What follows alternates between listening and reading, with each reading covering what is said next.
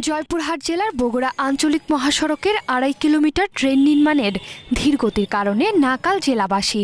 সড়কের দুই পাশে ও বিভিন্ন স্থানে গর্তে হালকা বৃষ্টি হলেই সৃষ্টি হয় জলাবদ্ধতা। কাজের ধারাবাহিকতা না রেখে সড়কের যেখানে সেখানে খোঁড়াখুঁড়ি করে আংশিক কাজ করার কারণে দুর্ভোগের সৃষ্টি হয়েছে।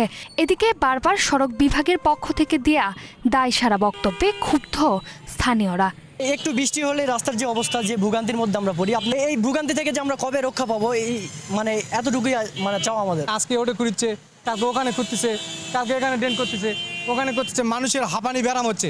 যদি ইমার্জেন্সিভাবে কোনো রুগী এদিক দিয়ে নিয়ে যাওয়া হয়, তাহলে আমরা রুগী হাসপাতাল পৌঁছাইতে মৃত্যুসজ্জায় চলে যাবে। এত কাদা পানি, লোকজন হাঁটতে পারে না, লোকজন চলাফেরা করতে পারে না।